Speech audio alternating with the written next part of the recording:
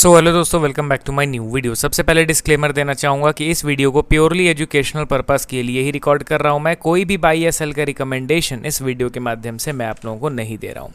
तो चलिए आज इस वीडियो में अगेन 3 स्टॉक्स के इंपॉर्टेंट वीकली एनालिसिस को मैं शेयर करूँगा। तो पहला स्टॉक हमारे लिस्ट में आपके सामने है बजाज फाइनेंस लिमिटेड। करंटली अगर देखा जाए तो ये स्टॉक ट्रेड कर रहा 917 के लेवल पे। लास्ट ट्रेडिंग सेशन में 1% का माइनर तेज़ी हम लोगों ने विटनेस किया। अब इनके वैल्यूएशन के चार्ट को अगर आप देख लोगे, क्वाइट अट्रैक्टिव, बहुत ज़्यादा अंडर वैल्यूड के कैटेगरी में इसको इंक्लूड किया जाएगा। एंड देखिए दोस्तों, अगर आप सोच रहे हो अभी के टाइम पे कुछ ऐसे स्टॉक्स को ढूंढना जिनमें रिस्क कम रहेगा, रिवॉर्ड के पोटेंशियल्स बहुत ज़्यादा रहेंगे, तो उन सारे कैटेगरीज़ में ना आप ये बजाज फाइनेंस जैसे स्टॉक को ऐड करोगे। क्योंकि ऐसा अगर वैल्यूएशन का चार्ट आपको जिस भी स्टॉक में दिख रहा है ना, तो मोस्ट प्रोबेबली वो ज़्यादा रिटर्न्स देने का पोटेंशियल रखता है रिस्क के कंपैरिजन में। प्लस आप अगर इनके इन्वेस्टर के सेक्शन पे नज़र डालो तो ऑलरेडी ज़बरदस्त शेयर होल्डिंग पहले भी था, अभी भी बरकरार दिख रहा है। एंड चलिए अब डायरेक्टली इनके टेक्निकल पार्ट को कवर करते हैं, क्योंकि फंडामेंटल के सारी चीज़ें तो ऑलरेडी हम लोगों ने कवर कर लिया। इनके रीसेंट क्वार्टरली रिजल्ट्स में अगेन 22% का शार्प जंप नेट प्रॉफिट में देखने को मिला, तो सारी चीज़ें बेहतर हैं। अब चलिए डायरेक्टली इनके टेक्निकल पार्ट को हम लोग कवर करते हैं। तो यहाँ पे मैं कंपनी का नाम एंटर करता हूँ, बजाज फाइनेंस लिमिटेड। अब यहाँ पे आप ध्यान से देखिए, सबसे पहले डेली टाइम फ्रेम में तो पिछले वीक हुआ क्या है। पिछले वीक ना स्टॉक ऊपर उठा है ना नीचे गिरा है, एक ही लेवल पे कंसोलिडेट किया। आप देख रहे हो ना, एक दिन बाइंग एक दिन सेलिंग, अगले दिन बाइंग अगले दिन सेलिंग। तो यही एट द एंड हुआ है पूरे पिछले वीक का मूवमेंट। बट उसके पहले क्या हो गया था, लगातार 5 दिन अच्छा खासा सेलिंग देखने को मिला। ठीक है, अब मैं चार्ट को थोड़ा सा जूम आउट करता हूँ बड़े टाइम फ्रेम में। वीकली टाइम फ्रेम को मैं करके अब जूम आउट करता हूँ। तो सबसे पहले ये इंपॉर्टेंट जोन, इसके बारे में तो आपको पता ही ऑलरेडी, कितने महीने से इस जोन के बारे में मैं जिक्र कर चुका हूँ। अब जोन का ये अपर लेवल है, ये लोअर लेवल है। अगर इन केस इसका ब्रेकडाउन होता तो यही जोन का लोअर लेवल स्टॉक का फिर रेजिस्टेंस बन गया रहता। अब क्योंकि जोन का ब्रेकडाउन के बजाय ब्रेकआउट हुआ है, तो अब ये जोन का अपर लेवल स्टॉक का सपोर्ट बन जाएगा। यानी कि अगर इन केस दोबारा स्टॉक नीचे गिरता है अपने रीसेंट हाई से, तो इस लेवल पे यानी अपर लेवल पे सपोर्ट एक्ट करने की कोशिश करेगा। तो ये अब हम लोगों को पता चल गया है कि अभी के टाइम पे जो मेजर सपोर्ट है स्टॉक का, वो है 800 रुपीज़ के अप्रॉक्स में। ठीक है, तो 800 के आसपास ये हमारा बेस्ट बाइंग लेवल है। एंड यहाँ से ऑलरेडी एक बार स्टॉक शॉर्ट अप कर चुका है अप्रैल मंथ में। अब ये दोबारा से अपने रीसेंट हाई से धीरे धीरे करके नीचे की ओर रिट्रेस कर रहा है।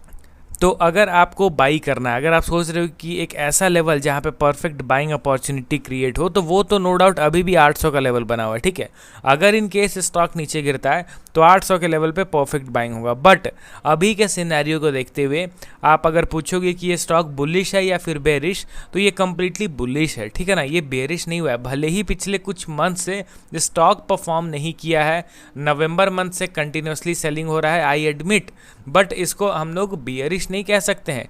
क्योंकि बेरिश तभी होगा जब ये स्टॉक अपने इंपॉर्टेंट सपोर्ट का ब्रेकडाउन करेगा।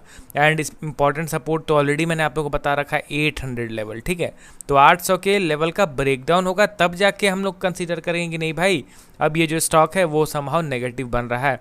बट जब तक ये ब्रेकडाउन नहीं होता है, ये हम लोग के लिए बुलिश ही कंसीडर होगा। ठीक है, अभी भी ये एक बुलिश पैटर्न को ही क्रिएट करके ऊपर की ओर मूव कर रहा है, तो यहाँ पे कुछ ज़्यादा हमें डरने की ज़रूरत नहीं है।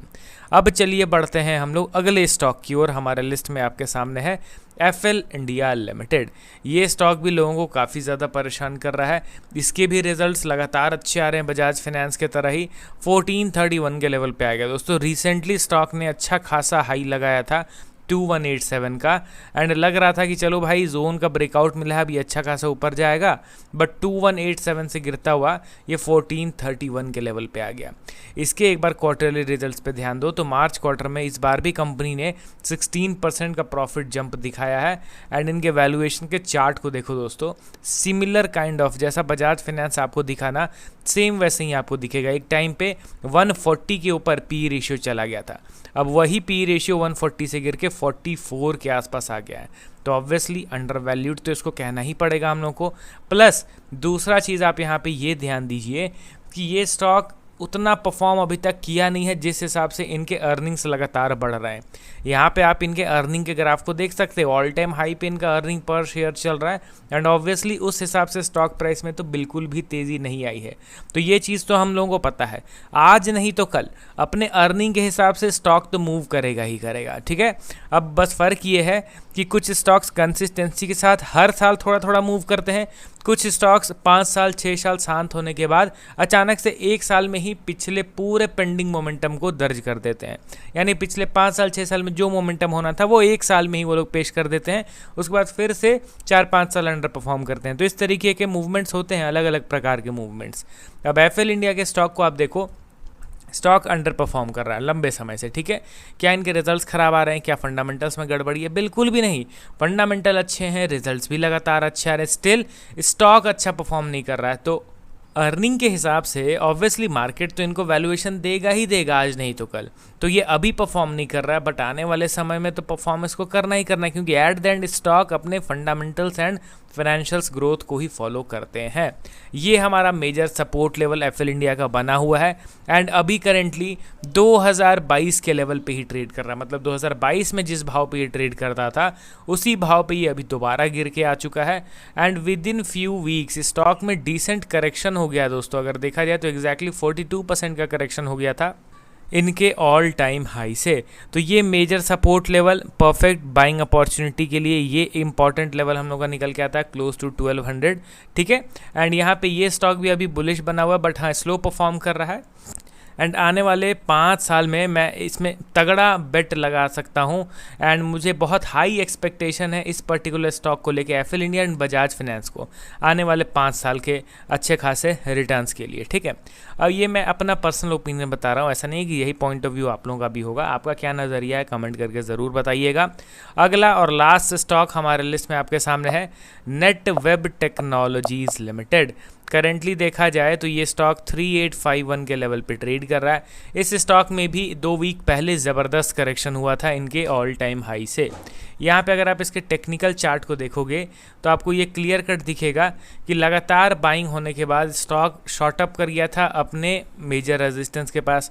अब यहाँ पे मैंने जब करेक्शन नहीं हुआ था उसी दौरान मैंने वीडियो अपलोड कर दिया था कि नहीं भाई यहाँ पे तो अलर्ट रहना है, न्यूट्रल रहना है, कोई बायस्ड व्यू लेके नहीं चलना है। एंड 1 वीक में स्टॉक में एग्रेसिव सेलिंग हुआ 13% का। अब ये ध्यान दीजिए दोस्तों, ये रेजिस्टेंस मिल गया, ये सपोर्ट मिल गया।